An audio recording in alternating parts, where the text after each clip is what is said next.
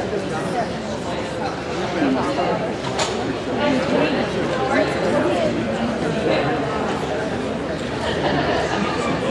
evening. I'm Matthew Roxon, Middletown County Administrative Officer. Welcome to the South County Community Visioning Forum. We're grateful that each of you chose to spend your evening with us. Thank you, community members and county officials and representatives alike, for choosing to be here and for sharing your hearts and your best ideas. How and where we invest our focus and our time informs the development of our priorities. Our priorities, in turn, drive many kinds of decisions. With most financial decisions, a choice to spend money in one area precludes spending in others. A dollar spent is an unavailable dollar. In an environment where money is scarce, financial decisions are particularly critical and have broad implications. The Board of Supervisors, the County Administrative Office, department heads, and county fiscal staff are responsible for the quality of many such financial decisions for the county government. But we can't make these decisions sitting alone in our offices. We serve in a representative government, a government of, by, and for the people. If we're going to do our jobs well, we need to know what matters to you. You inform our priorities, both directly and through your elected representatives. To make grounded financial decisions, we must understand what matters to you. We also cannot afford to do everything we would like, and not every community need aligns with the county government service or function. Still, we want to do the right work, the most timely and important work. And that's why we, all of us, are here tonight. And it's now my pleasure to introduce to you Supervisor Middletown.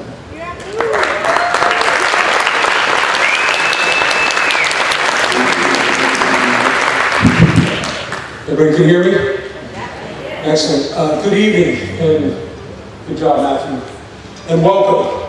You know, this is the beginning of, hopefully, a long-term visioning for the county, where we're going to have continual meetings like this on a yearly basis, I hope, as we move forward. Okay, by hand, if you want. I'll do it as often as possible.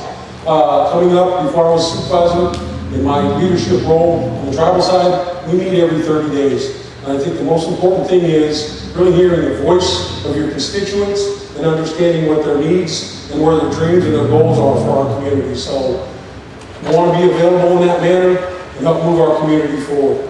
Before we get really going, and I keep talking even more, what I'd like you to do, if we could, if everyone could stand and join me in the flag salute.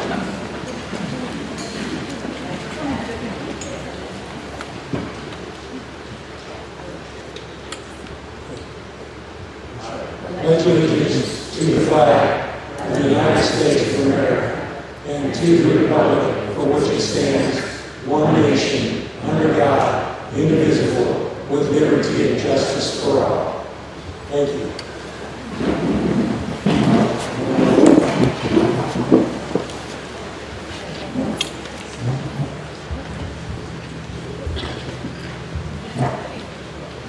It's great to see everybody out here. Obviously, I have family and friends that I've grown up with.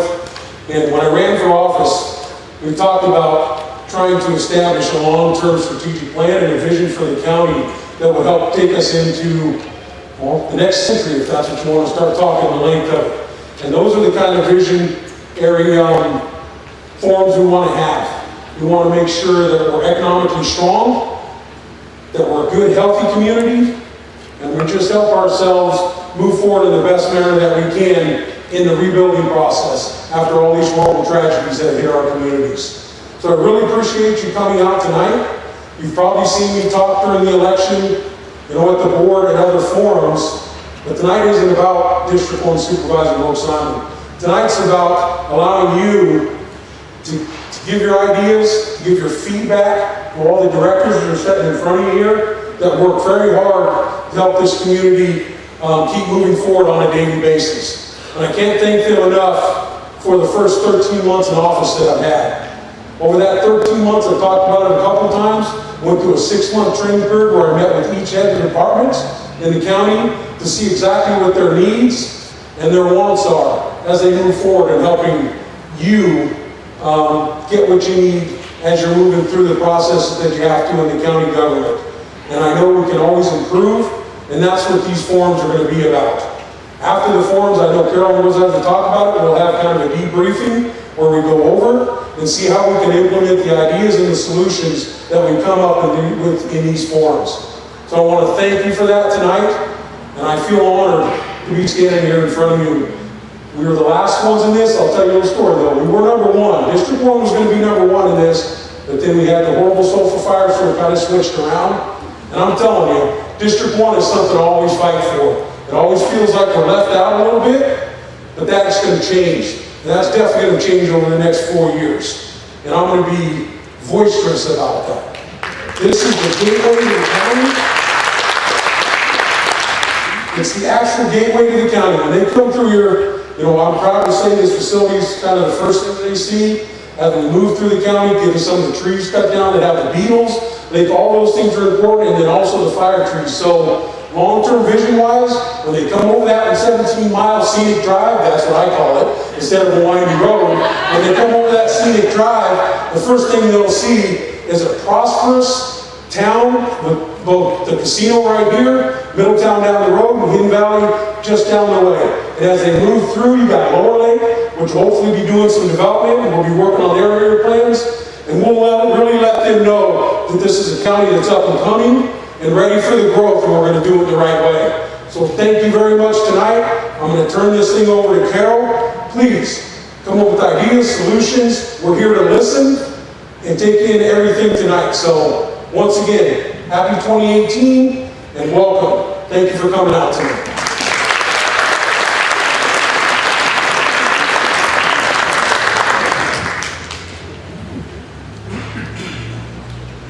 Good evening, everybody. It's great to see this incredible turnout. This is the last of our community visioning forums. They've all been wonderful in a wide variety of ways, but this one is especially near and dear to me because I feel like I've come home. Many of you know that I lived in South Lake County for over 20 years, was here with you during the Valley Fire, and it's just wonderful to see you all again. Sad to say that to some extent what we're here to talk about tonight, you can kind of see that it is like the disaster after the disaster. You probably remember that during the disaster, the immediate disaster after the disaster was the donations, if you all remember that. And now the county is feeling the financial impact of much of it. That's one of the challenges we're facing that we'll be talking about a little bit tonight. So thanks, Mo, for your warm introduction, and thanks to everybody for taking this time out of your evening to come out with us. This is really about hearing your voice. So this community knows it better than any other. Over the past 3 years, Lake County residents have shown the world some truly powerful examples of unity as we faced a series of disasters. The scope of the disasters we have suffered here far exceeds what other communities have experienced. Lake County Strong is truly much more than a slogan. It's our way of life here in Lake County. And now we're at a point where we really need to channel our can-do spirit to address Lake County's serious and worsening financial situation. The recent fires that devastated many of our local communities have also created serious financial consequences for Lake County's finances. The loss of 1,800 Lake County homes, as well as local businesses, has significantly reduced county property tax and sales tax revenues. By the end of this fiscal year, that loss will translate to a cumulative amount of about $5 million to the county general fund, and it's building at an average of about $1.5 million each full year after that. The general fund, which I just mentioned, is the source from which the majority of our essential core services are funded, And in just a few minutes, I'll be talking a little more about that, and in particular, those essential core services. During this time of financial challenge, the cost of doing business continues to go up, as everything does, it seems, around us. And we're now reaching the point where seriously, something is going to have to give. For many years, you're probably aware that Lake County government has managed its financial resources in a fiscally sound manner. We've kept taxes low, we've maintained strict oversights of our spending, and we've balanced our budget without some of the financial gimmicks that you hear employed in other government entities. You hear from time to time of counties declaring bankruptcy. That has not been our experience here. We hear about counties that have massive debt. Well, the Lake County General Fund has none. You hear of retirees from other counties earning pensions that are equal to or more than what they earned before they retired. Definitely not happening here.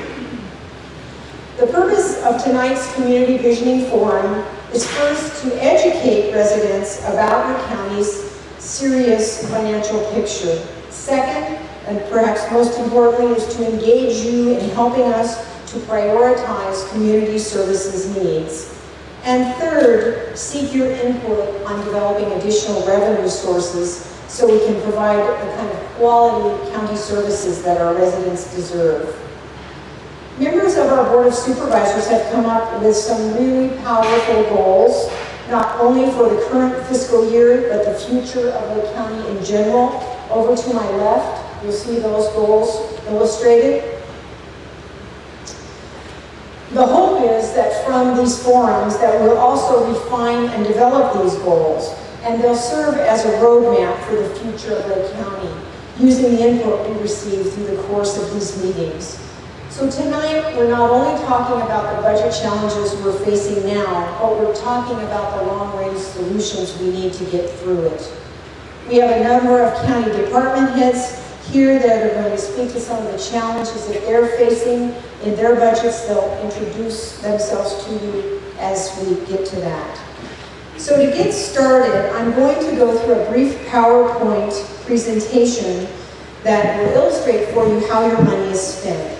And again, as I was saying earlier, we're talking about core programs, general fund dollars, and that includes property tax, sales tax, and gasoline tax. These funds are dedicated to the most essential public services in the community, those essential core services. There are other county services that are self-funded, from fees and from special funding that we receive from the state and local government. Typically, those funding sources are reserved only for those purposes. Examples of those departments, which we're not going to talk about tonight, are water resources, health services, social services, air quality, and building and safety. Those departments have revenue streams that are dedicated to them. Again, today our focus is on essential core services, the departments that rely on property tax, sales tax, and gas tax. So listed on our first slide are those core service departments.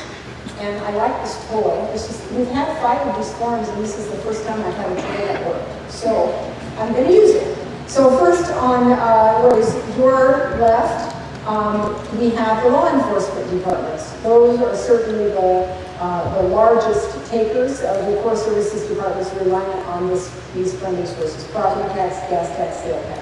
So the law enforcement departments are the district attorney, the victim witness division of the district attorney, the public defender program. It's a mandated program operated under a contract. The sheriff has multiple divisions, including the sheriff coroner, central dispatch, marine patrol, and jail facilities. Law enforcement also includes our probation department and our juvenile home. Our juvenile wards are also housed under a contract program now. And last but certainly not least, jail medical. Considerable county resources are dedicated to the medical services that incarcerated inmates need in the county's jail. The other side of the house, these core services departments include our agricultural commissioner, the University of California Cooperative Extension, senior citizens programs, veterans services, animal control, parks and recreation, museums, libraries, and roads. This list does not include a number of other county departments which are funded by the same tax dollars.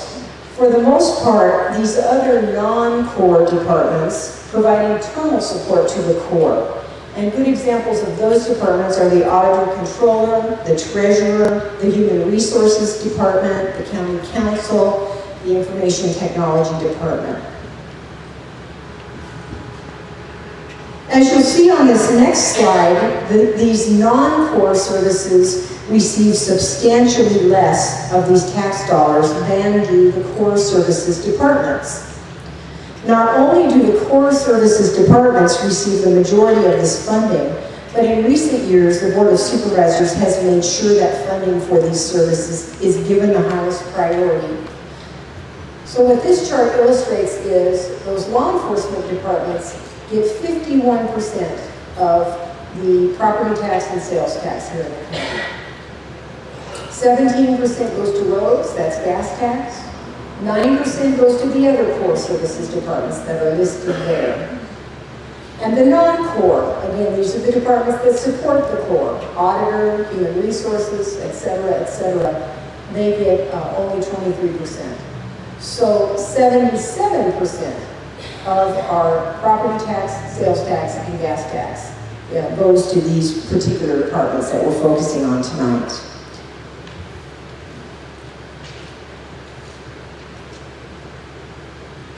This next slide consists of a graph which illustrates how over the past 6 years, funding for the core services has increased, whereas funding for the non-core services has decreased.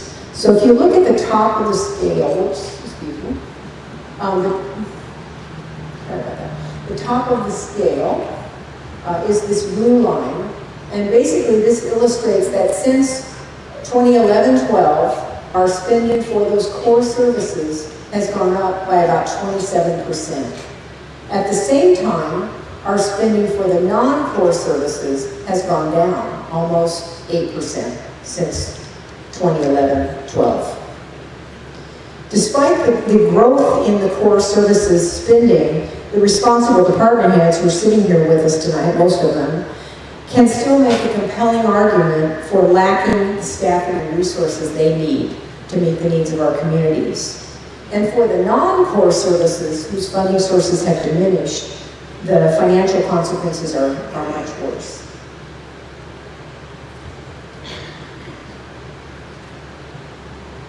As illustrated on slide 4, our efforts to fund these core services have become increasingly challenging in recent years due to the fact that there has been no real growth in property tax revenues since the Great Recession, which began in 2008.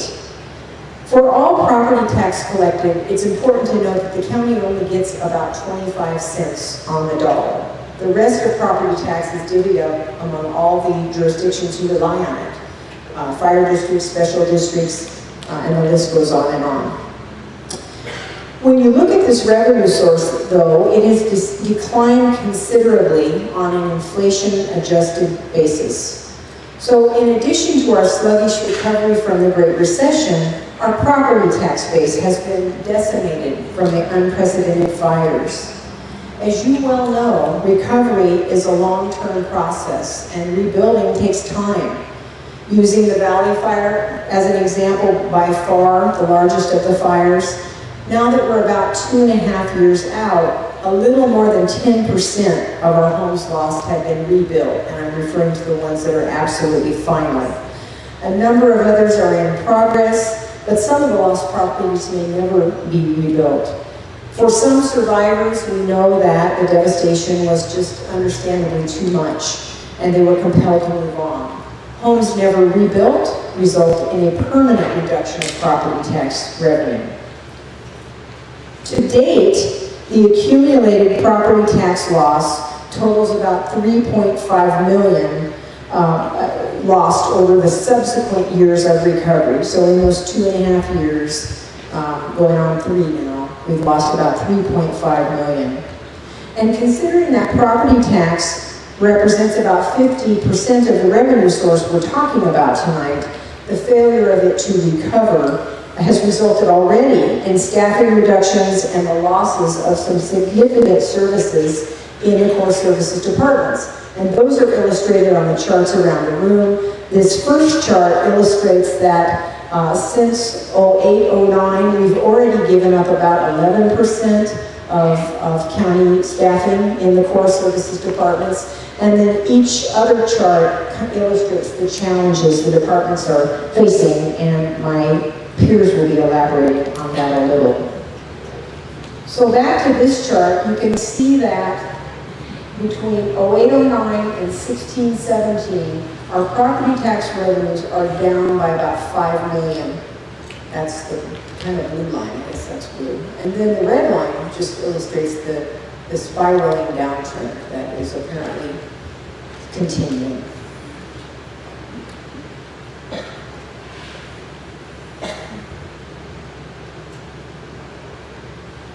Not only has reduced property tax challenged our ability to sustain core services, but the cost of disaster response and recovery has also significantly impacted our financial challenges. These numbers are pretty staggering. As you can see from the next slide, the cost of disaster response and recovery is at about 26 million for all the disasters, with the Rocky and Jerusalem fires at about 350,000, Valley over 16 million, Clayton just under 400,000, winter storms of last year over 9 million, and figures still pending for the sulfur fire. Certainly, some of these costs are being reimbursed through FEMA and Cal OES, but the county will never be made whole. At this point, our best estimate, barring any further disasters, is that the county will bear as much as $5 million in disaster costs. Which gets us to this last slide, which really is intended to put our financial challenges into perspective. This slide illustrates how the cost of core services is exceeding the new revenues needed to support them each year.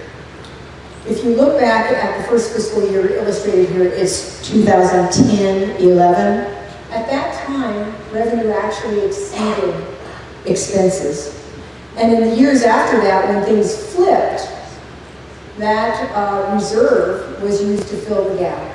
And so we cruised along for several years until we got here. Anybody remember what happened in 15-16?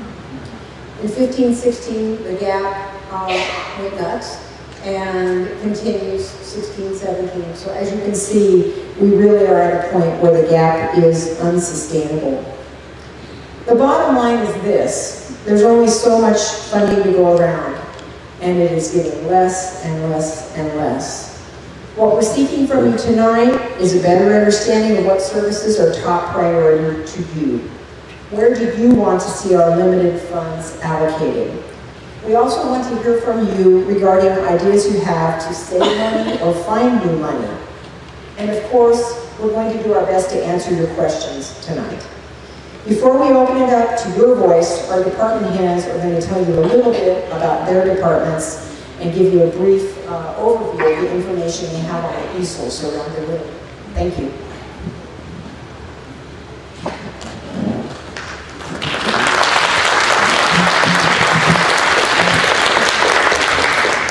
Well, I wish we were here with a bunch of good news, but we're here in an effort to be open and transparent and honest with you.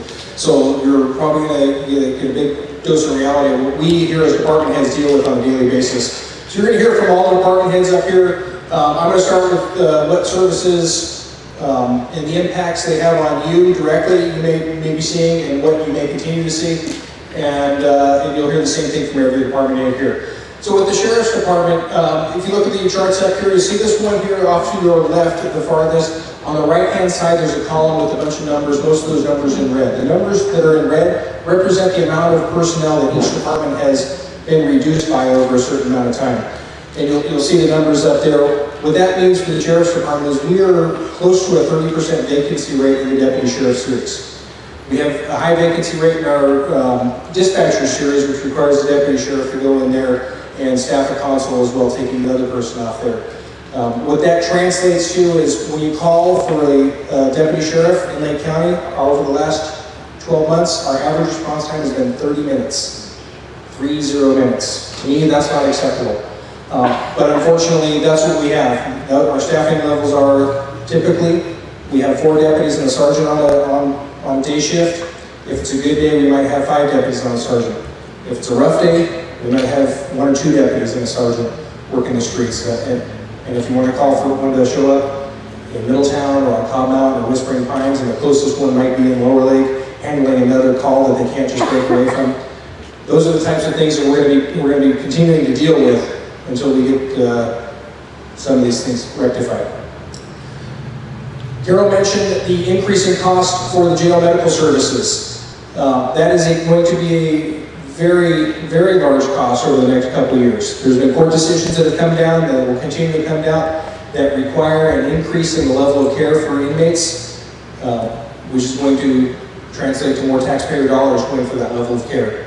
Over the last few years, we've had legislation that have shifted the responsibility of long-term inmates in a lot of situations from our state prisons back to our local facility that was only built when it was designed and built.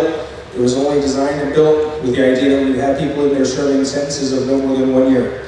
We have people in there serving sentences of 7 years now.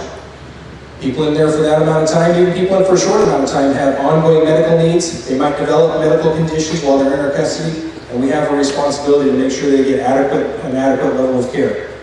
In some cases, the adequate level of care is much better than they would get if they were on the streets. So there's some people that choose to be in there because they can be healthier than they're on the streets. So those are just a small bit of the challenges that we face.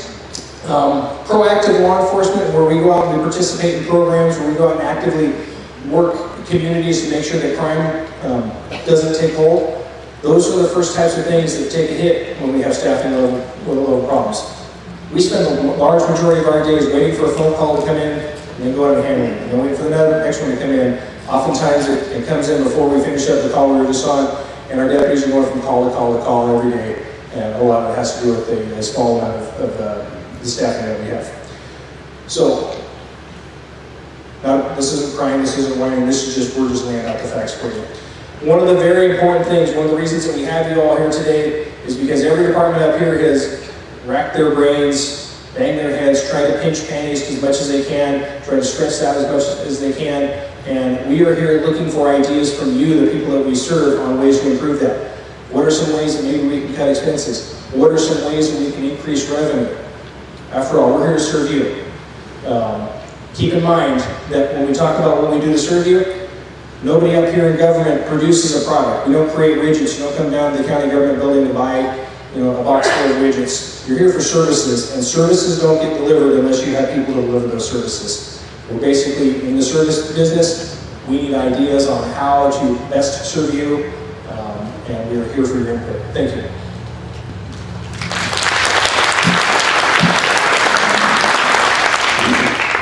All right, good evening. I'm Lars Zierman, the Public Services Director. For the purposes of tonight's discussion of the divisions within public services that we'll be talking about that are the external or core services, parks and trails and museums.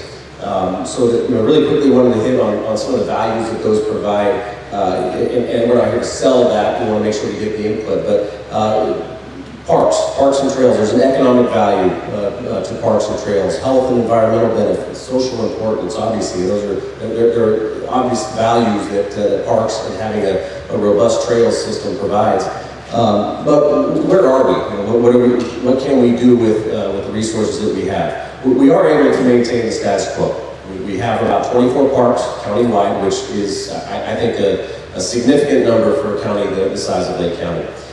We have 9 full-time employees, so spread across 24 parks of about over 1,500 acres, the bulk of which is Mount Canocta, but nevertheless it's spread pretty geographically broad, so it is a challenge to maintain all those. But nevertheless, they do a very good job, the staff do a very good job of maintaining the status quo. However, status quo road is just that. If you imagine the parks of 50 years ago, if we didn't do anything to improve the parks back then, imagine those parks now. You have that same playground equipment, which maybe some of you might like to see some of that same equipment back. But nevertheless, you can imagine it just becomes dilapidated over time if you don't improve. So I think that's what one of the main things that we run the risk of giving up if we don't see some more revenue. Other options that we have is just reactive repairs. That's what we're able to do with the funding that we have. On the museum side, we do have one of the benefit we just recently added to the county museum system is going from 2 to 3. We now have 3 museums in the county museum system, 2 of which are in this district, here in Gibson and at the Lower Lake, the Schoolhouse Museum. And I think that's wonderful. It's magnificent to have 3 museums, and I will tell you that it's run by one full-time employee, one curator running all those. Now, that ending there does a disservice to the volunteers that do a wonderful job of helping with those museums. But you can see that becomes a challenge. We used to have actually one curator and one assistant curator full-time. One sacrifice we've had to make is to go to one full-time curator. So we're increasing museums and decreasing staff to maintain those museums. So obviously there's an imbalance there. And on the, Brian mentioned one thing, that we don't produce a product. I will say that some of us do. We produce a park. We produce exhibits at the museum. So there are services associated with that, but we do need to be in a production-oriented focus, some of us do. So that becomes a challenge when you simply don't have the means to do it. So I look forward to hearing from you, hearing your priorities, suggestions, ideas, and happy to answer any questions. Thank you.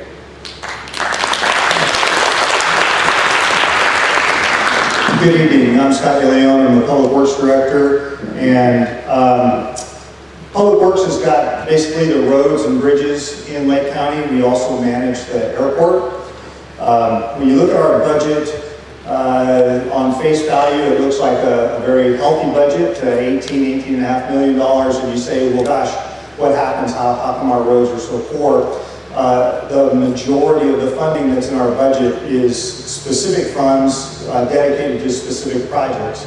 And our budget averages between $2.5 and a little under $3 million a year of what we call discretionary funding. That's funding that's generated through gas tax, a small portion from property tax. On our panel over there, there's a little breakdown of the funding and where that comes from, so I'd encourage you to take a look at that. Over the last several years, we've seen a decline in the gasoline tax that's been coming to Lake County. I should note, and it's on that chart over there, that the gasoline tax that you pay goes to the state of California, and then it's returned to Lake County with an equation that is based on maintained road miles and the number of registered vehicles in the county. That formula certainly benefits the urban counties because of the high number of people and the high number of vehicles, but to change that would be a monumental political task, and it would likely result in a greater benefit to the urban. So the smaller rural counties are, though we're a little bit on the short end of the stick, which we like to keep it where it is because we know that if they reopen that box, that it'll result in much less funding coming to the small rural counties. With all the doom and gloom, there is a bit of a bright spot, not very popular, I can appreciate. I drive a diesel truck and the diesel tax went way up, but the recently passed SB 1 will provide a significant, sustainable funding source to Lake County. We are looking at about a little under $1 million this year for fiscal year 17-18 as a result of that legislation. And as they phase in the additional components of that, we're going to see additional revenue, and we're projected to receive over $2.5 million of additional funding to Lake County in fiscal year 18-19. We're very excited about that opportunity. To be frank, we're down to the absolute bare minimum service for road maintenance, and that's pothole patching, pulling ditches, and that type of thing. We have not done a pavement preservation project in 2 years, so we're really struggling trying to keep things together. And again, with this additional funding, we're excited about the opportunity to start putting some projects back into Lake County where we're going to improve the roads.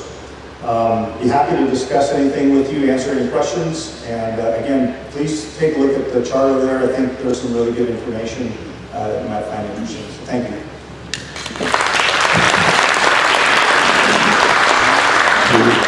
So I'm Christopher Beach, I'm the county librarian, and just like the other county departments here tonight, the library has had to do more with less. Right now we have 6 full-time staff, 2 part-time staff, and a handful of extra help to run 4 library branches and the adult literacy program. We're lucky to have very many wonderful volunteers and I write several grants per year to keep things going, but grants and volunteers only go so far. The library has a very lean budget, and you can really see that when we look on our shelves. We just aren't able to purchase or glean from donations what we need to serve Lake County. There just aren't enough new materials to meet the demand. So patrons have to wait on long lists for the newest bestsellers. They can wait anywhere from 5 to 7 months. For important nonfiction material like a GED test prep book, people can wait 2 weeks to 2 months. We served over 25,000 computer sessions on our public computers last year, and that's not even counting the Wi-Fi users. With such few staff, unfortunately, we just aren't able to spend more than a few minutes helping people when they have questions on the computers or need help doing something like filling out a job application online. So if this trend continues, we'll really have a hard time providing the services that Lake County deserves. And I really great to see all of you out here tonight, and thank you for coming and making your voice heard.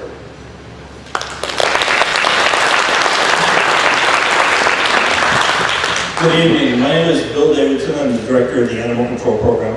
I saw many of you looking at the signs over there to the left that we've got posted. That first red one there, the red border, pretty much says it all. And that is, over the course of the last, whatever it is, 8 or 9 years, just about every county department is doing more today with less. We're talking about less, we're talking about people. The sheriff mentioned people would provide some services. In animal control, we've actually been very fortunate over the last 8 or 9 years. We've actually been able to almost double the amount of services that we've provided.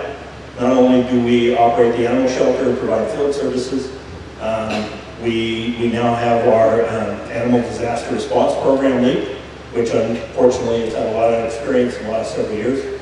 As well as that, in 2012, we opened our own on-site medical clinic with our own veterinarian. We have our own hospital now, and the animals that come into the animal shelter are getting the best treatment that they can possibly get. So we've done a lot of really good stuff. But as everybody has been mentioning, we too are now at capacity. There are days when, in all honesty, we have a hard time keeping up. We are mandated to operate the shelter, take in strays, but the same isn't quite true for the field services. So when it comes to talking about the potential for cuts or something like that, what we're potentially looking at is the loss of field staff. Certainly in regards to any kind of animal emergency, we still respond immediately, but those kind of things that everybody kind of takes for granted, loose dog complaints or a barking complaint or just picking up a stray dog, those are the kind of things that may have to take a back seat depending on the availability of staff. So we're all going to be here tonight. We'll be here after the discussion is over if you want to run around and ask questions, so please feel free to do so.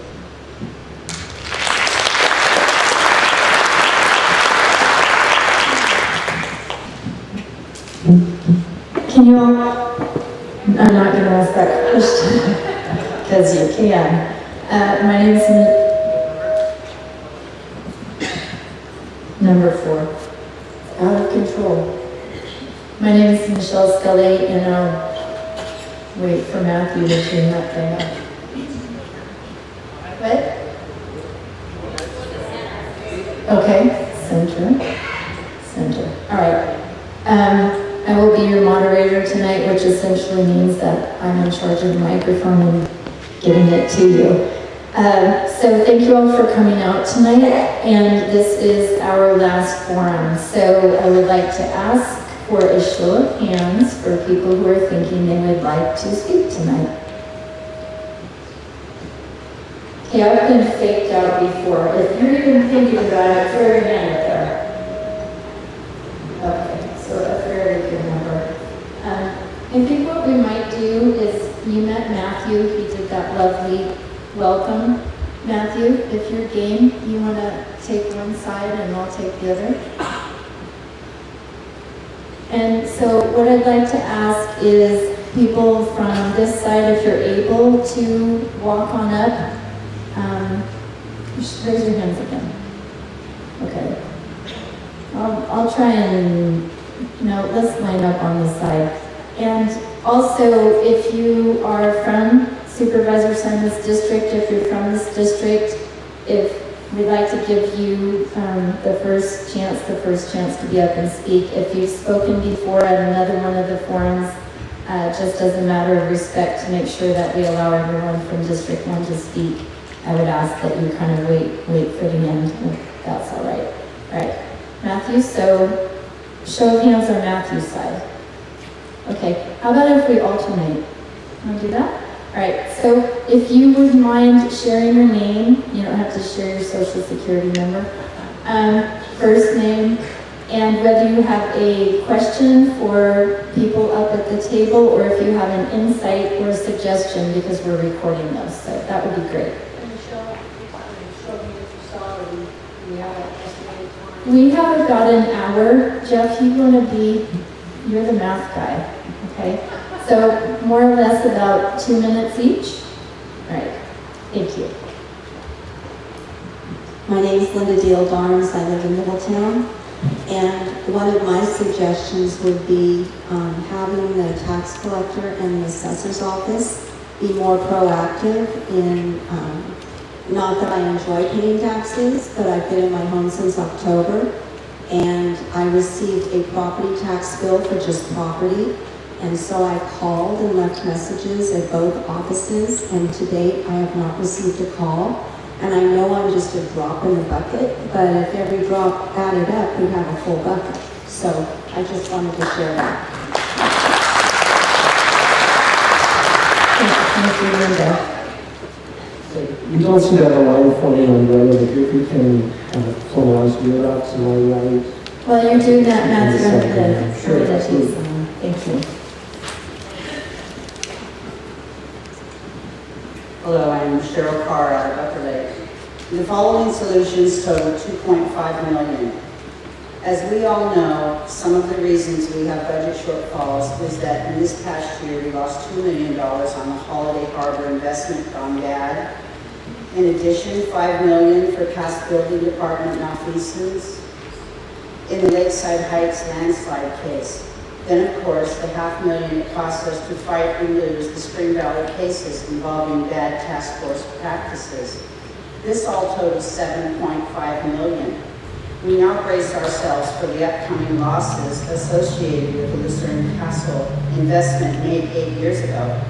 During this time, we have lost about $120,000 on tax revenue. We have a good $6 million wrapped into it, but its value stays at $1.5 million. But in order for people to know what other revenue sources are, this panel needs to be more forthcoming with the following information. There is no time to respond during my minutes, so I hope you will jot down the questions and answer as I finish. If you don't know, then you should. Have a podium.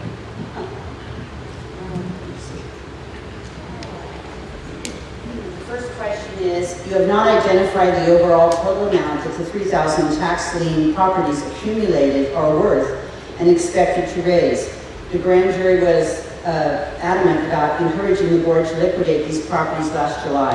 Number two, the transient occupancy tax, the TOT or bed tax on vacation rentals, how much has been collected so far and how much do you expect in 2018? The background for the audience is this. There are many, many vacation rental houses, many owned by out-of-towners who have never been asked to pay TOT. It was over a year ago that the board said this would change. Has it? I'm going to skip about this and go down to the raises. I will now address the raises in 2015. It was a time when revenue was declining. The story begins the summer before. Matt Perry placed it on the agenda, including the 5 supervisors, in with the management group. No one knew why. The board voted unanimous, and then we knew why in November during the fire when everybody got a raise. And I guess I can't finish. I'll get mine again.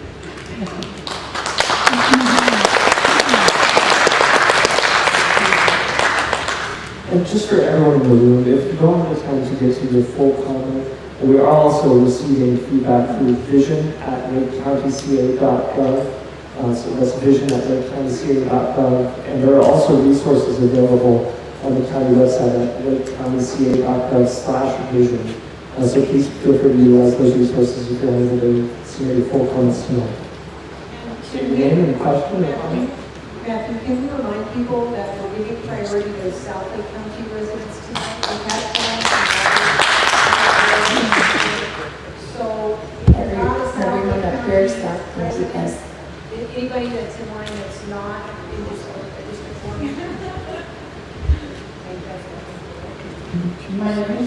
My name is Sharice, and I live in Middletown.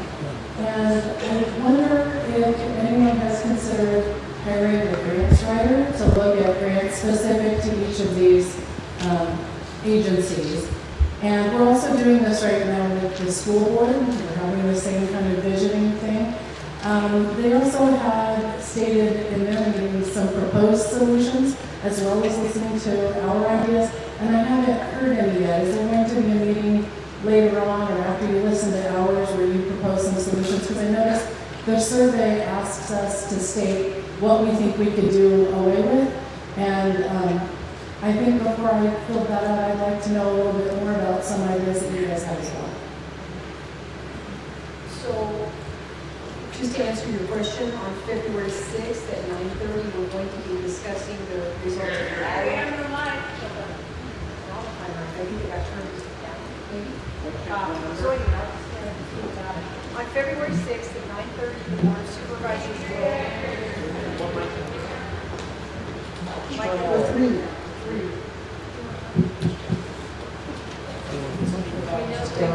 Okay, all right, last time. February 6th, 9:30 a.m., the Board of Supervisors will hear all of the,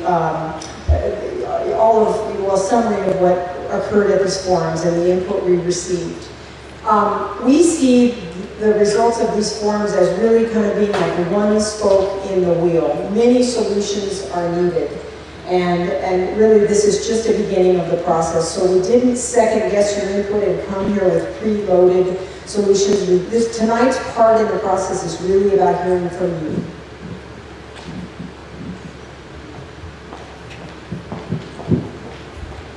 Your name and if you have a question or an idea suggestion. Hi, I'm Sally Peterson. I live here in Middletown.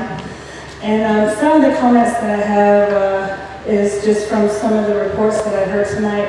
And I also agree with the other lady's comment that it would have been nice to hear a little bit of some of the ideas that were thrown around, and that would help us too. But one of the things on the jail medical services that we seem to have such a shortage on, and if the state is sending prisoners to us, is the state paying for that, or are we renting all of that cost?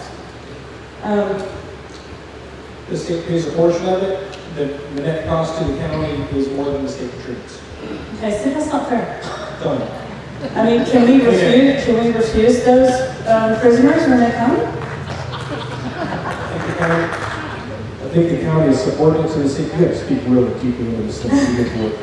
So the county is subordinate to the state. It comes down by a matter of law, and I haven't figured out a way to refuse the me law. as a citizen, that makes me mad because they're bringing in people that don't even live here, and then we're having to pay for their services. So that's not fair. Something's got to be done about that. And then also to you, Brian, there's 7 tribal nations in this county, and I know that there's grants that tribes can get for tribal police, and that maybe we can help with some of the mundane services that your department has, and it might be a way to partner with your department. I would support tribal police in every turn. And, I tell you, as far as a service provider, as I said earlier, we provide a service. It's my feeling that tribal police departments provide that service to tribal communities better than any non-native law enforcement agency can do. One of the, some of the difficulties that are faced by tribal police agencies in the county are they're extremely expensive. You see the big chunk of money that the budget takes up for public safety services, for law enforcement, for courts, for public defender, for district attorney. Out of that 51%, the sheriff's department doesn't get not even half of that. But it's very expensive to provide law enforcement services, to attract and retain qualified employees. I think that's one of the many difficulties that are faced by all agencies, and we've also seen that with some of the tribal agencies in the country. I firmly agree with you. I think that as far as providing a service, it works better for us, it works better for the communities they serve. Okay.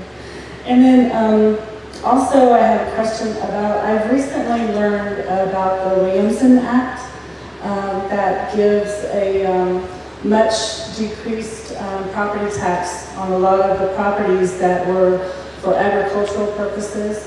And because of the influx of wineries and vineyards in our area, that perhaps the county could look at that again and address that, because the vineyards, you know, they make pretty good money, I guess. I don't know. I hope I'm not offending anybody here, but it doesn't seem fair that all these big vineyards come in and they have all this land and they're not paying much property tax. And then I have one more. The collaboration with the other counties that have gone through some of the disasters that we've gone through, I'd like to know if there's any active collaborations with those county officials, and because they obviously have some of the same problems that we do.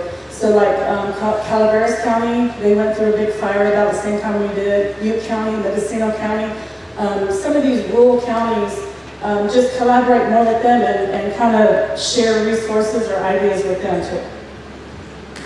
Thanks, Sally.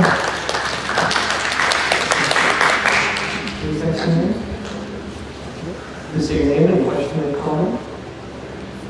Mike Kramer, my wife and I own 8 acres of charcoal in Ashland Springs. I was looking through the check. Please, the microphone. Is it better? Oh, sorry. I was looking through the 2017-18 budget for the county, and as far as I've gotten with the sheriff's department, and I'd like to ask for, I noticed that there were $800,000 allocated for pursuit vehicle replacement, $270,000 for pool vehicle replacements. Is that really necessary this year to put off? So we've driven retired police vehicles for the last 10 years after they've been sold by the government, and they work just fine. We have our pursuit vehicles on a schedule at 120,000 miles. They're replaced.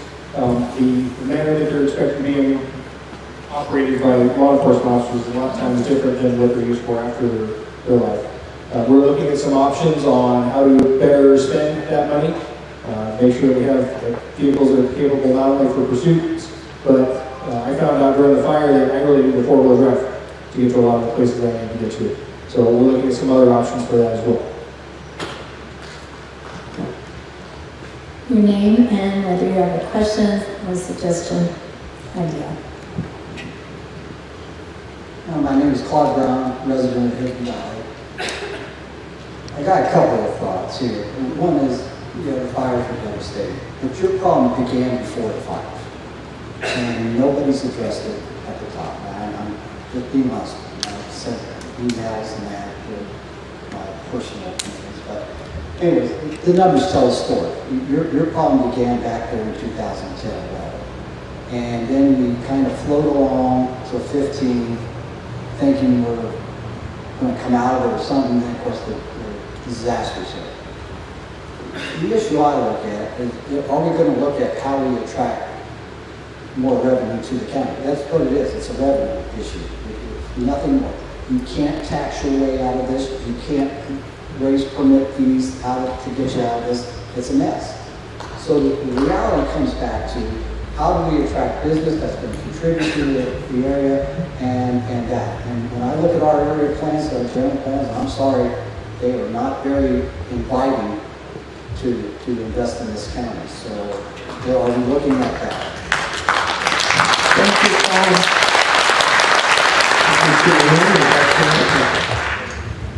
My name is Milton Heath. I live here in Middletown. I'm a previous owner of many businesses in Lake County. I feel that one of the number one things that I got to get off my chest. That one comment about the vineyards really does upset me because I planted probably the first vineyard after Prohibition in Kelseyville in 1965.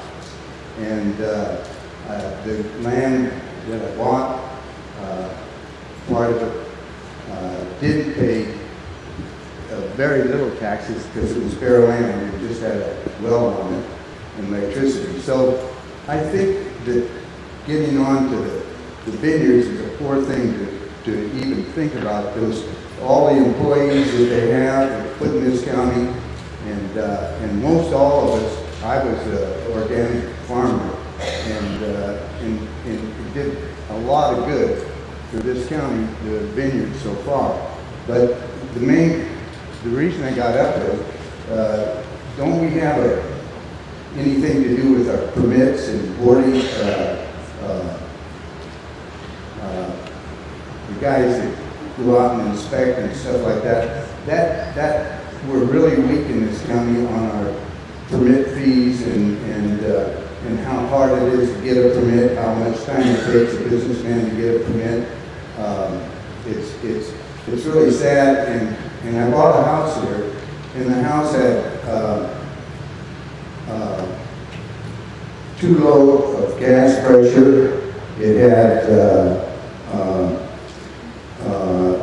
electric line that when you turn, it's a new house, fairly new house, it's 5 years old. You turn on the air conditioners and the electricity went down. I know you guys are not really involved in this too much, but we're going to be putting in, I understand, some pretty nice buildings or housing projects. So we're at about the 2 minutes. Okay, and so I think we ought to do something about permit fees and that kind of stuff. None of you here are in that, but why didn't we have somebody from the building department here?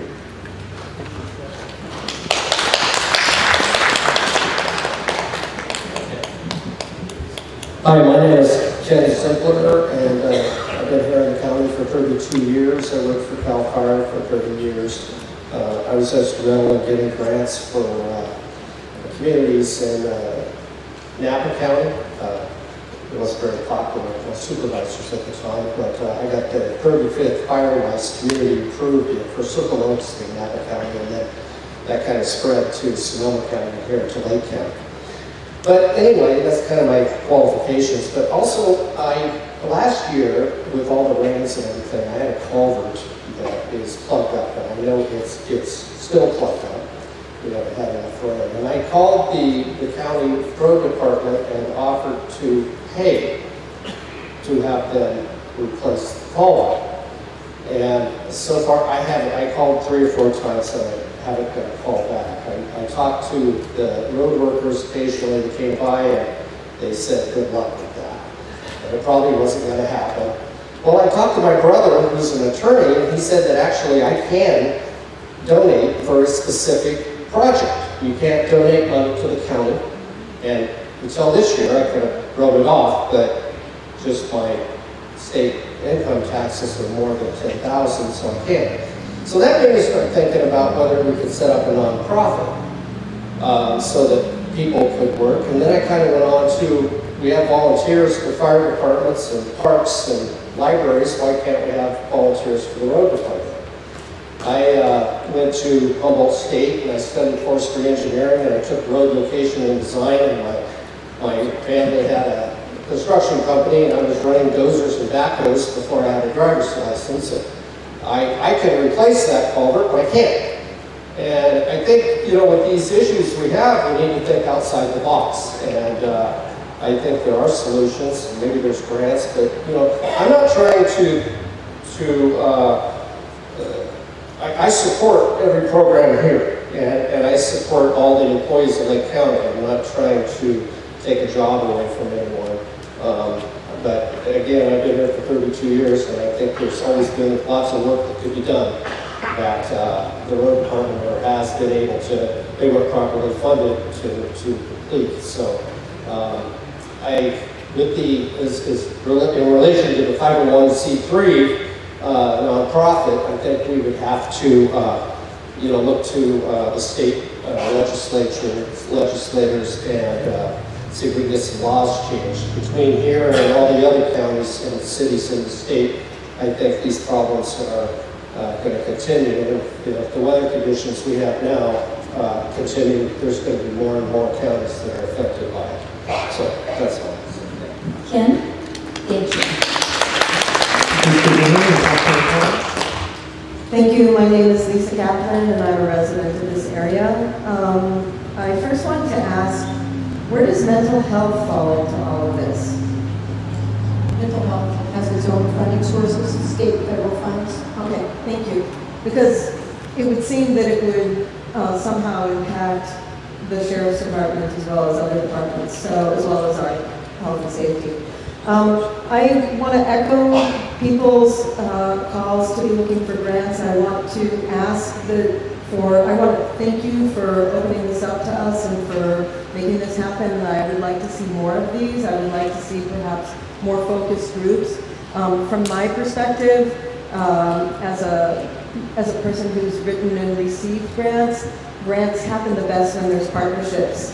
And so I think that partnering between organizations that, whether they're in the business or the nonprofit sector, partnering with the county could be very beneficial to all of us. And we could see growth in our county from a substantive human perspective, and also bringing people, attracting more visitors. I think that that's really important. I think that lifting up our greatest resource, which is the nature around us, is very important. And I also feel that this tourism, the TOT tax and things like that, I want to echo that I think that would be something that we should look at establishing some kind of way to leverage that, because we don't have a lot of hotels here, and we probably have more Airbnbs, and there may be people who aren't so appreciative of that, but the truth of the matter is that we do all have to pitch in, and I'm willing to pay the taxes that I need to pay to the extent that they're used intelligently, and to the extent that they're used transparently, and also to the extent that there's a holistic view about how things are going to develop here and not a piecemeal puzzle. Thank you very much.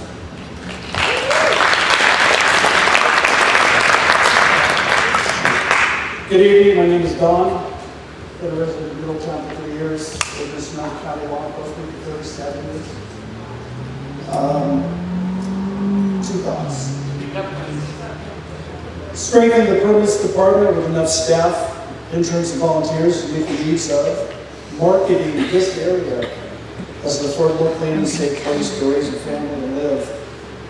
By recruiting developers and companies to do business in the South County or Lake County, thereby creating property tax and revenue. And I just heard someone's suggestion about finding volunteers. I would suggest supervising boat crews. Inmates like to get out of cells and work, and developing that program to fix roads, culverts, and any other area that public works department may need. Thank you.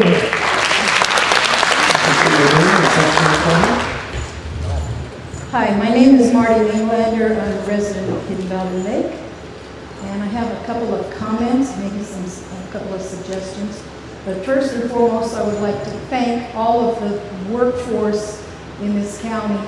I'm not talking about the managers right now, thanks to you too, but the actual people that do the everyday work, and that they are doing more with less. So I really want you to please tell them that that is appreciated. I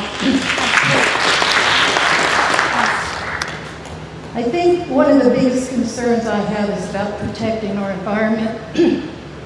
We've had really awful disasters here over the last few years. I think whatever the county decides to do, with whatever funds you decide to come up with, there has to be a big priority on protecting the environment and prevention of fires in this area.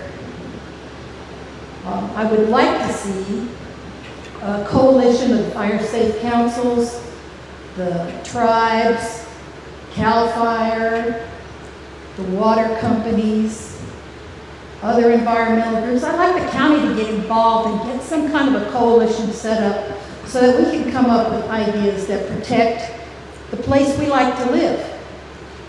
And I think it's, that can be incorporated for very little money. The cost of prevention is way less than the cost of, 26 million over the last 3 or 4 years. So I'm hopeful that you can put something together and show that the county cares about protecting our homes. Thank you.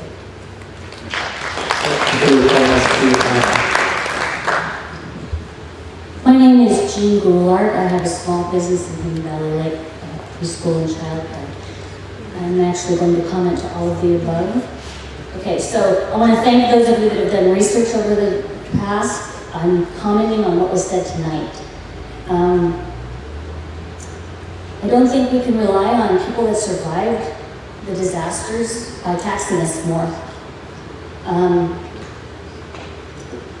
Survivors shouldn't be called on to fill the gap. We should be looking at the less population that we have now and looking at when we have this size population, what were our services? And I understand that services cost more these days than they might have 20 years ago, but if our population is down that far, then we should be looking at that. I want to comment to the jail and the medical services. We're rural. What happens if we tell the state we can't do it? What happens if we tell the state we're closing the jail? People, like you said, people on the streets can't get medical services, but criminals can. I would like to say that Lake County's business has always been tourism. Parks, museums, and trails are very important to that end for the tourists that come. And now we have vineyards and wine tastings and all those kinds of things going on, and wonderful venues like the Sober Reese and so forth. I would also like to comment to the librarian that we should be reaching out to our high schoolers and our community service, because they're the ones that know their computer tech better than I do, and so I can go to them and they can tell me how to do it. So if we could get them out there in the libraries and helping in that way, that would be great. So community service is very logical. I'd like to speak to the animal control. And I would like to suggest that there are many people with acreage. I have 6. And I would be happy to foster animals that you've cleared health-wise now that you have a vet, and take care of them until you find permanent homes for them. Okay. Thank you. Thank you.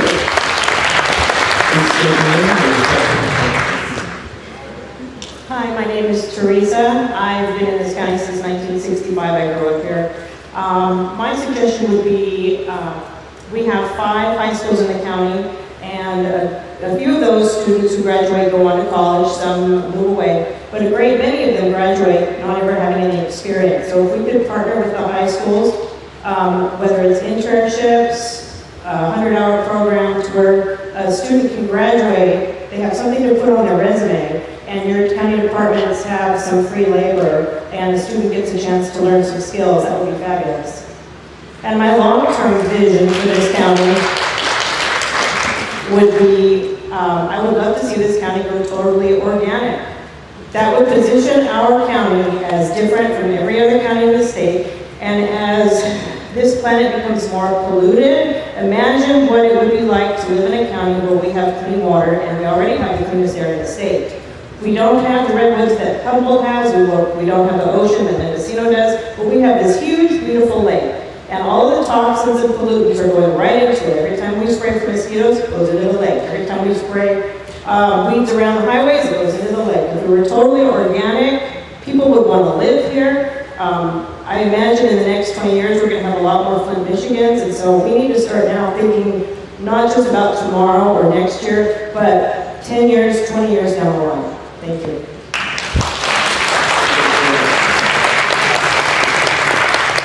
Hi, my name is Margaret Granley. I'm a small business owner here in Middletown, and I live in Middletown.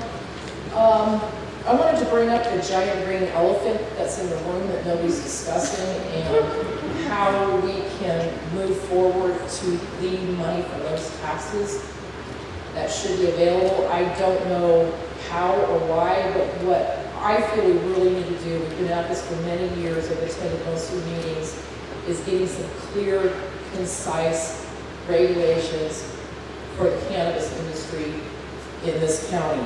It's wholly needed, it's been needed for many, many years, and we're still not there. Bob's been doing a great job, Brian's doing a great job, Mo, Carol, I want to thank you for all the work that you guys have done, same thing with the county employees, but we're still not quite there yet, and we're missing that opportunity with that tax revenue that could really help us out in this county. Thank you.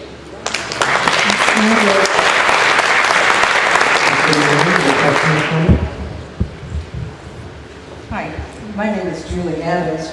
I'm part of the rebuilding team at Harvard Hot Springs, and we are waiting. We are willing. We want to be open so we can pay taxes.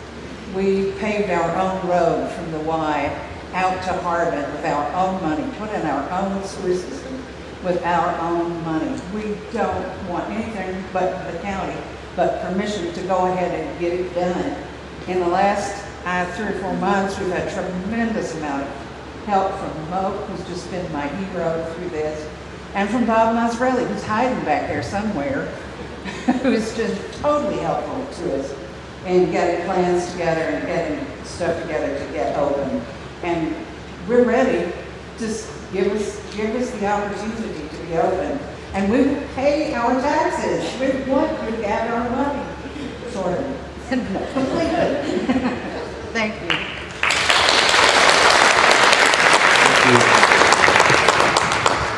Hello, my name is Chris Jennings. I live in South Lake County. I own Recyclable Solutions. It's a dispenser in Clearwood.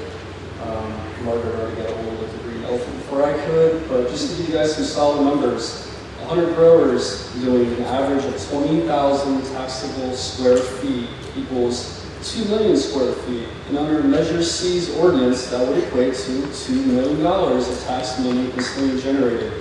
There's plenty of growers in Lake County, and there's plenty of growers that would be compliant growers. We're under the most stringent state regulations you can imagine, from pesticide use, for having to be organic and everything.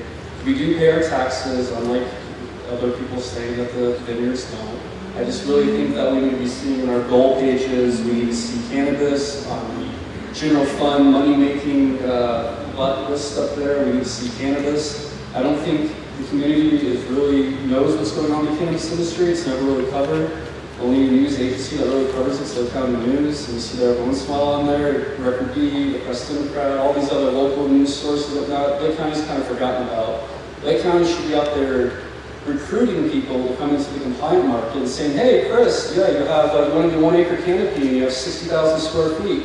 Well, give us $60,000 and you can move forward. And there's plenty of people like me that want to do this, and I think we really need to look at this.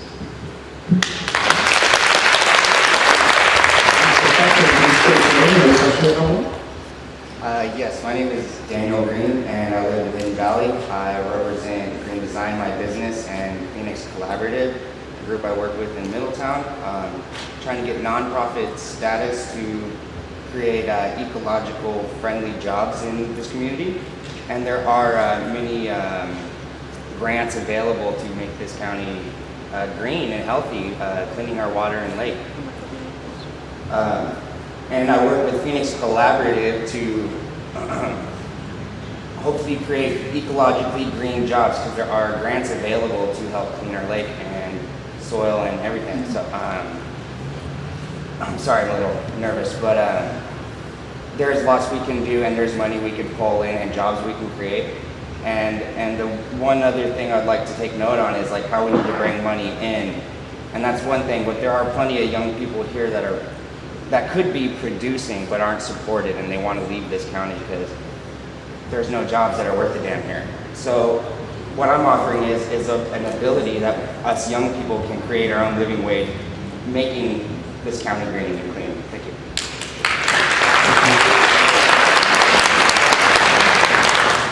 Matthew, do you have someone over there who hasn't gone yet? And then it looks like one person, and then we'll come back over here. Yes, we do. Okay. Mr. Kane, question or comment? Hi, my name is Paul Baker, and I live here in Middletown.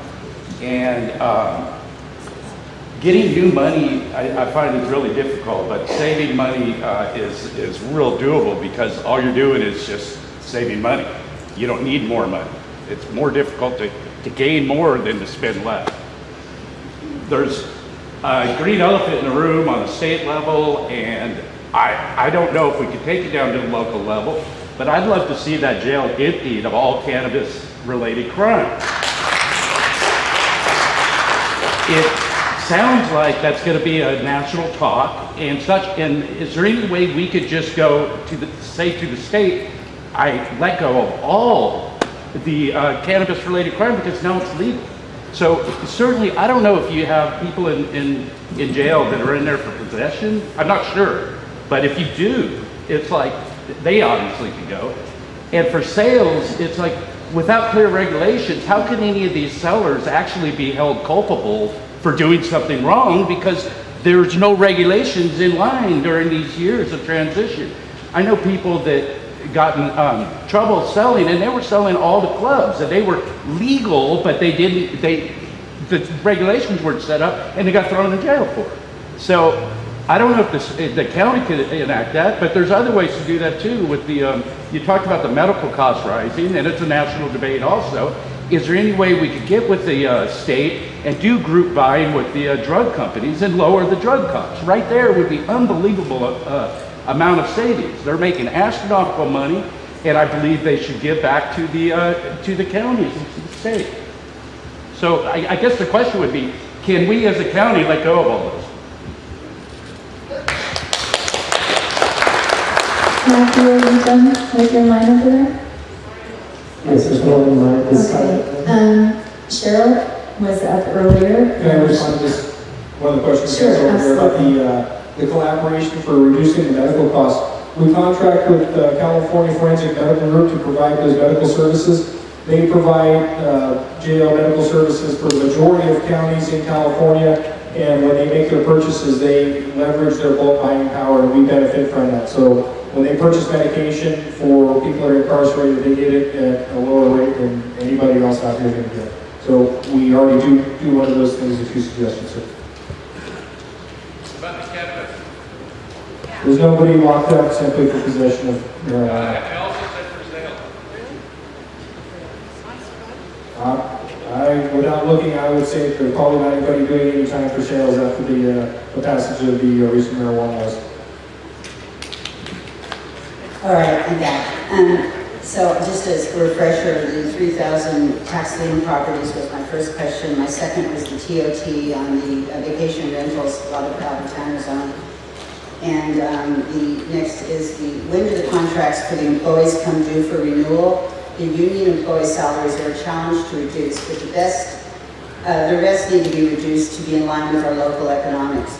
Now, I will address the county raises in November of 2015. That was at a time when the risk.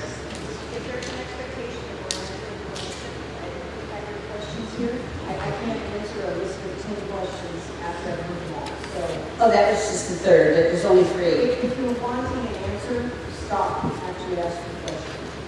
Oh, What is your first question? I didn't. I thought it would come out in my 2 minutes. So the first question was the overall total amount that you expect to get from the 3,000 tax lien properties that the grand jury asked you guys to sell in July. That would be a question you would need to ask the treasurer, tax collector. The treasurer, tax collector is responsible for Oh, tax good. sales. All right. I'll answer you. No, please don't interrupt me. I didn't interrupt you. The treasurer tax collector is responsible for tax sale. She's also responsible to the voters. She's an elected official. The treasurer tax collector is an elected official that was elected by the voters. So I can't speak for her. The TOT question?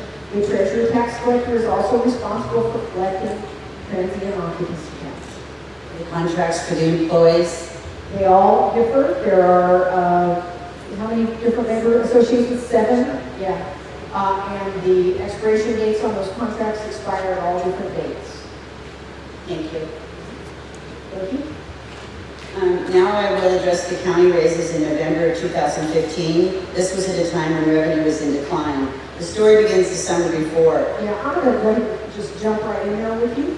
The Board of Supervisors made the decision to give some cost of living adjustments to our law enforcement staff because the sheriff had a staffing crisis at the time. His vacancy rate was even higher than it is now. So I'm not sure what point you want to make. I have some points to make. Can I make them? There is no shame in funding raises for law enforcement. Okay, so this was before Mark and Carol got on the board, I was about to say, and Matt Perry placed it on the agenda, including this, to include the 5 supervisors with the management group.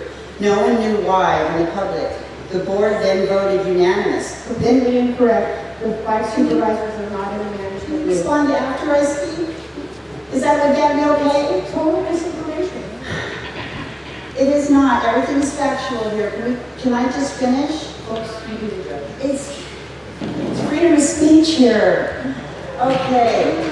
Then we knew why in November. During the Valley fire, the board again voted unanimously to give the 1,100 employees, now including them, a raise. Law enforcement all got 10%. I feel that was fine, that number was fine for the new hires. But around 40 deputies are way, way overpaid for our economics here. Basically, we have about 35 beat cops earning around $130,000 in salary benefits. The sheriff's office is terribly top-heavy. This department needs no increases. They just need to spread the gravy around to the lower-ranking officers. This would be the answer to the recruitment problem we hear so much about. Before November of 2015, we had only about 50 employees making over $100,000 a year. After November of 2015, we have 105 employees making over, you want me to stop? Okay, over $100,000 a year. So to save $1 million, we need the board to rescind the raises to the county, including yourselves. I came in and protested these raises after spotting it on PEG TV, and I will repeat this sentiment. When you consider that those you represent make an average of $21,000 a year, $36,000 per household. Part of this budget crisis is related to poor decision-making. Rescind the raises is the only responsible thing to do. Each and every one of you have plenty of other income. Okay. So, you'll interrupt. You have freedom of speech. You don't have freedom of facts. And I would have a question I would pose. Are you speaking for yourself or are you speaking for Phil Murphy? Because this sounds a lot like what Phil talks about. That's fine. We're here for some solutions and some answers, and I'm going to address some of the I'll call it fake news that you put up here. The Board of Supervisors are not part of the management bargaining group. The Board of Supervisors' salaries are set by county ordinance. You feel free to go look on the county website and look at the county code. That's how their salary is set. They're not part of the management bargaining unit. And they got no raise. As far as law enforcement getting raises, I'll tell you that staffing crisis that existed before was rectified by that for a short period of time. But the market demands for qualified law enforcement demands an increase in wages, and that's what the county did at that time. It was a small step, it was a small start. 10% isn't a whole lot. With there's a whole lot of working parts here, Phil, that go on. I know Phil's not here, he probably couldn't make it, so essentially. But that's why I'm calling Phil, because you slipped up and you said you protested. You didn't protest, Phil. Okay. So, the reality is we compete for qualified law enforcement with our neighboring counties. A deputy sheriff that lives here in Lake County can travel right over the mountain in Napa County and earn upwards of $160,000. That's actual wages. There are not many deputies that earn $130,000 and it's certainly not an average. The cost of hiring deputies, when all the benefits are paid by the county, when the retirement contributions are made, might be that, but that pales in comparison with what the actual cost of hiring a deputy for snow and Napa County are. So the reality is we compete for qualified people because we want good qualified law enforcement officers serving this community, and we are woefully behind our neighbors. So those raises are absolutely positively necessary.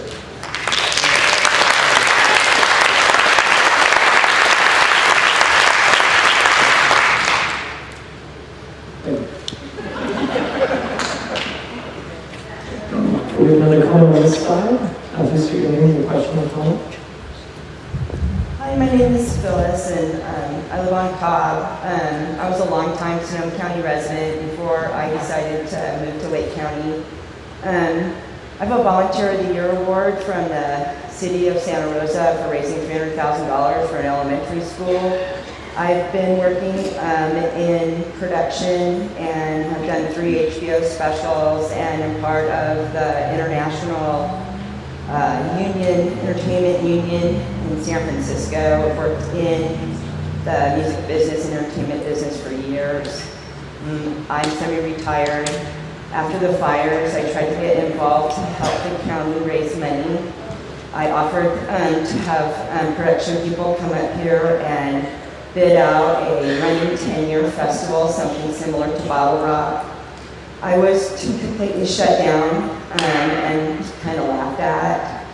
I find that happens in this county for some of us who stand up and try to suggest, especially if you're female. I'm sorry for saying that, but I really run into a lot of these problems. I recently paid I recently, with my community on Cobb, paid 30 years of back taxes on a spring property to take over our ruined, completely devastated spring because we have no potable water. And unfortunately got witch hunted for doing so because the builders wanted it and have had a bunch of problems doing that. But actually went to the state. I drove to Sacramento and I made a plea, and I was actually able to get grant money to become part of the water consolidation program for my community, and then was able to get the burned down houses also covered in this, whereas no one else has been able to on Cobb. And I'm wondering about the building and infrastructure and the availability of outside funds that people would offer. But unfortunately, we just keep meeting I keep coming up against stumbling blocks of a builders club and people who are not open to listening to some new ideas. And I would really like the opportunity, and have tried for years, to say, hey, there are opportunities in other counties. We live next door to 2 or 3 of the richest counties in the world. I don't understand why we can't be that also. And I'm not understanding why we can't get the entertainment industry in here. I'd be perfectly willing to help with that.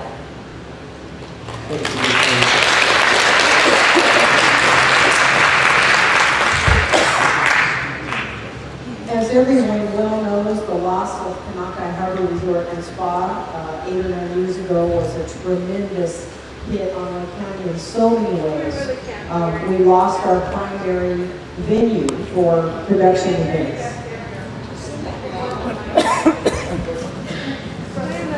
So Kanakai Harbor Resort and Spa, that's what I want to speak to, and certainly we all readily acknowledge the loss of it.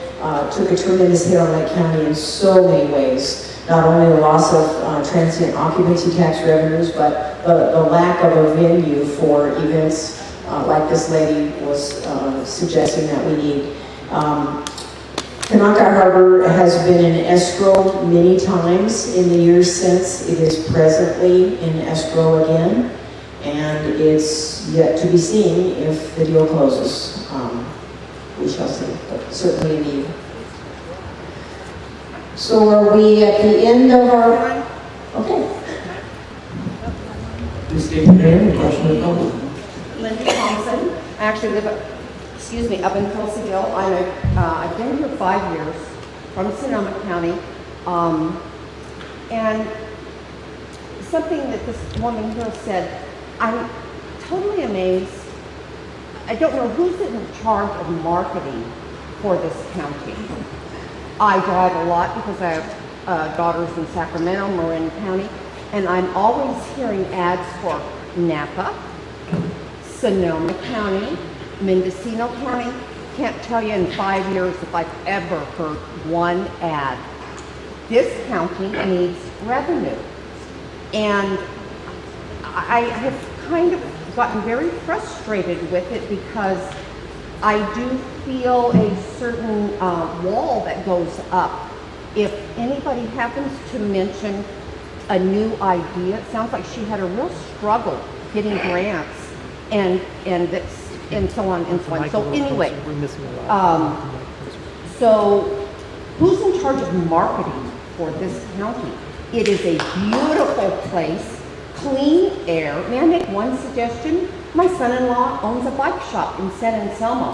How about a blasted email or marketing, hey, come up and get your bike clubs, come up here and ride your bikes in Lake County. Breathe some fresh air, go around the lake, stop at the restaurants, stop at the casinos. Nothing, I don't see this. It would create revenue. So I'd like to answer your question. As you can imagine, Lake County's marketing program is funded in part by transient occupancy tax. And transient occupancy tax took a major hit when Kanaka Harbor Resort closed years ago, and another major hit when the Valley Fire occurred with the loss of carbon. It was that way before. You're making excuses. Yes. It was that way before. So, I've been coming up here for 10 to 15 years and nothing has changed. marketing is really a team effort, and in fact, the Board of Supervisors made a decision a few months ago to develop a tourism improvement district. And Michelle down here, who's been handling the microphone tonight, is working with local tourism stakeholders to develop that. So there are some things on the horizon for marketing, and I think we would all readily agree with you that much more needs to be done in the area of marketing. Who is successful in Sonoma It is an outside consulting firm. Mendocino County and help this county bring in revenue. Thank you. Do we have time for one more on this side? You say your name and question or comment? My name is Corey, and I've been here for 9 years. Love Lake County. My wife came up here for a job. She said, even if I don't get this job, I'm moving up here. So you can come with me or stay. So we moved from Hayward and we came up here. Beautiful. Oh, sorry. So anyway, my wife came up here real quick for a job interview, and she told me while she was on her way up here, she said, regardless of whether I get this job or not, I'm coming to live up here. So you can stay with me, or you can come, you know. So I've been up here for 9 years. I've heard a lot of rumors about Lake County not wanting any new revenue. And I don't know, I don't like rumors, I can't stand them. So what I would like to do is ask you guys, since I have you here, are you even considering bringing companies up here? Because this place is beautiful, and I've had 2 kids graduate from high school up here, and there's nothing for these young people, nothing. I've tried talking to certain people when I first got up here, because I'm retired military, so I'm about getting it done. And I like to help where I can. So first of all, I need to know who I need to talk to sign up so I can help my community. First things first. Second of all, are you even willing to have companies come up here to Lake County? Because I know individuals that can make that happen. And I'm not saying it's going to happen in a year or 2, but I know people that got boots on the ground that can actually make this happen. And I'm willing to use the people that I know to have that. And I don't want to mess up my county too. I don't want to mess up and bring up anybody up here that's going to pollute or anything else like that. Everything will be extra coming into the county, because we don't need any more fast food either. We don't. Fast food kills people. And we don't need anything that's going to take from the community. We need something that's going to bring to the community. So I got to respond to your question if you let me. Oh, but yeah, that's it. Is the board even willing to invite communities to bring extra revenue to this beautiful county? Yes, that is my question. So we just have one board member here tonight, and he can't speak for the whole board, so I'm not going to let him have the microphone. But as staff of the board, I can speak to this topic. We have heard this over and over again at these forums, and we know that economic development is a huge part of the equation to solve this mess we're in. I think I said it in the very beginning. There are spokes in the wheel, and we need to put together an entire wheel, and economic development is a huge piece. The trouble is, as staff to the board, I'll tell you that most of what the board hears from the community has nothing to do with what kinds of business people want here. It's always about what people don't want. Somehow we need to flip that, and we need to get in touch with what people want, what they're willing to accept, so that when various business endeavors take a look at Lake County, they don't get turned away. And my sincere hope is that these night forums will parlay into something much more than the crisis we're talking about tonight, and that is beginning to focus on business attraction and economic development for Lake County. I think we need to get out in our communities and have these discussions when people are available to have them, not at 9 o'clock on Tuesday morning. So that's what I'm going to say about economic development.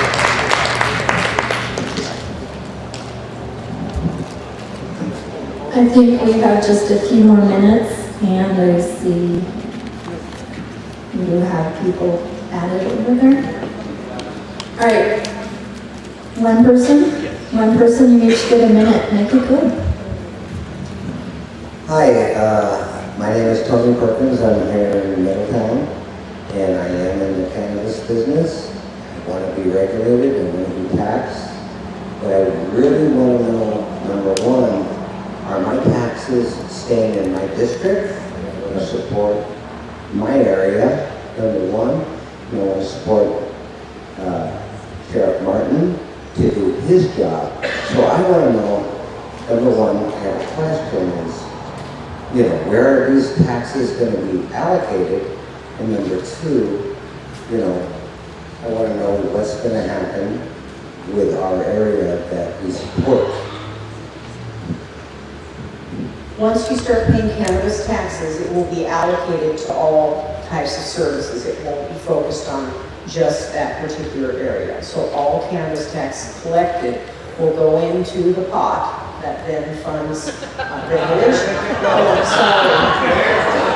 Well, as you well know, the board is hosting a series of workshops between now and June, and much more to come. The next board workshop on cannabis is February 15th at 9 a.m.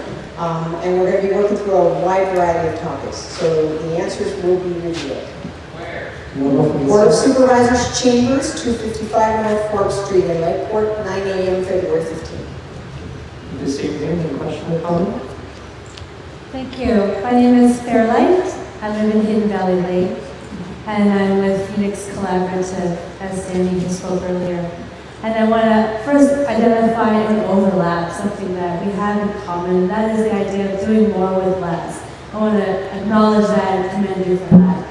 Secondly, I want to also split some hairs, some really important hairs. First of all, we were told this was a community visioning meeting, not that we were going to come down here and have to make awful decisions about what's going to not get financed. And I want to be really careful about the words that we use and not to mislead people.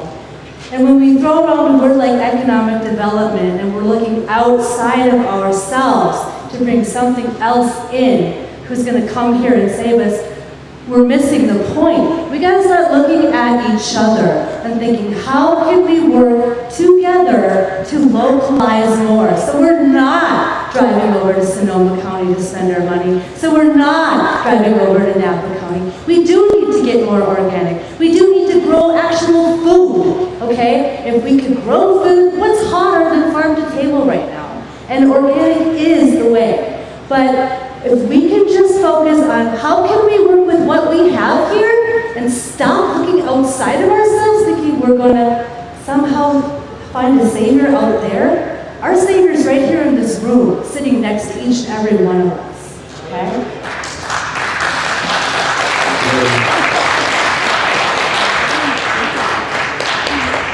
Let's see anyone else in line at this point, but again, if the comment comes to you later, vision@lakecountyca.gov.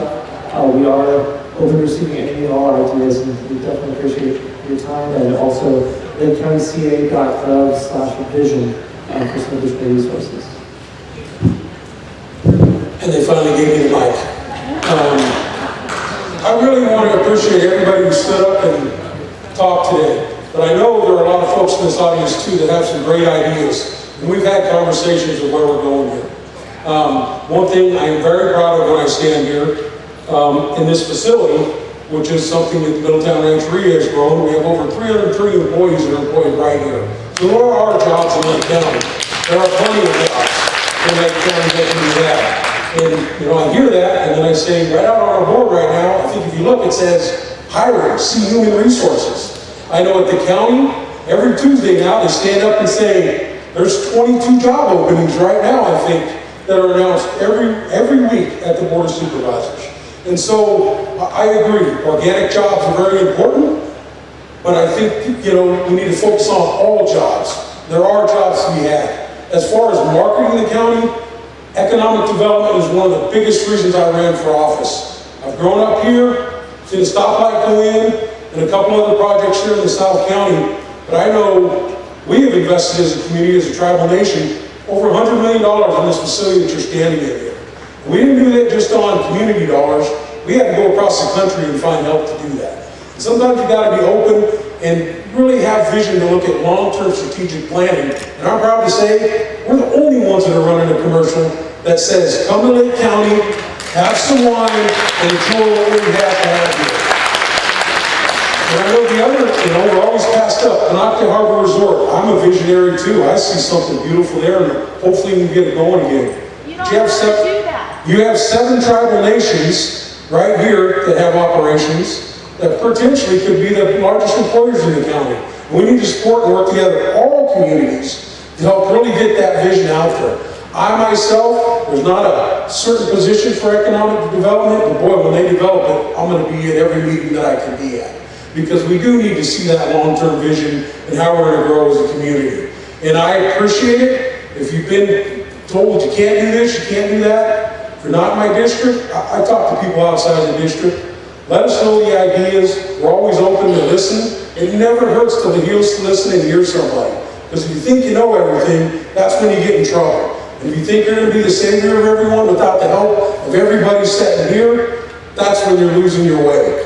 And as we move forward through these visioning forums and those types of things, I know for myself, I can't speak for the board, but let me tell you, I'll argue with them about economic development anytime they want. Because I would like to see us grow a community that raises our children here, keeps our children here, and gives them an opportunity to work in this community.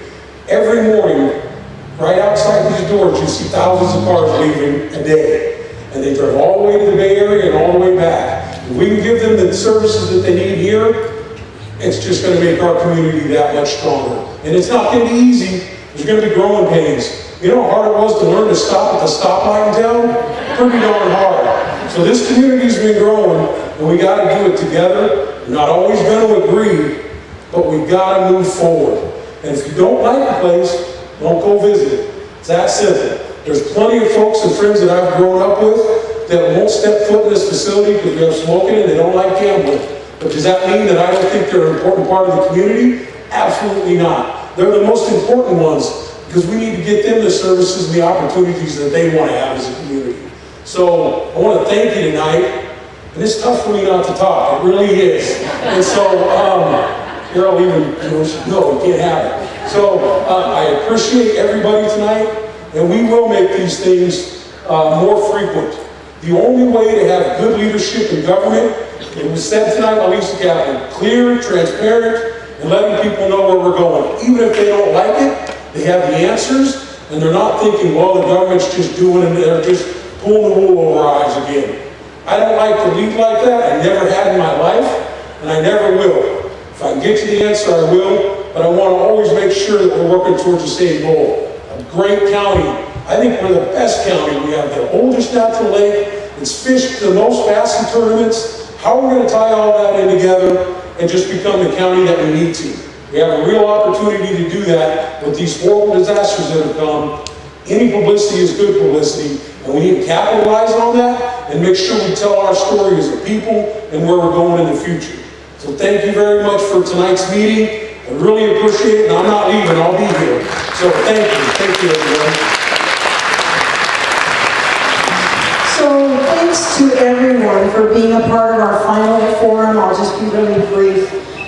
This whole process has been truly inspirational and enlightening for us. So again, we thank you for coming out. It's so obvious by now that creating that long-term financial and economic vision is really vital to the future of Lake County. And your input tonight is a major step in that process. Quick reminder, summary report of all of the forums will be discussed at the Board of Supervisors meeting February 6th at 9:30 a.m. Encourage you to show up, live stream, or watch on Channel 8. Thank you, everybody.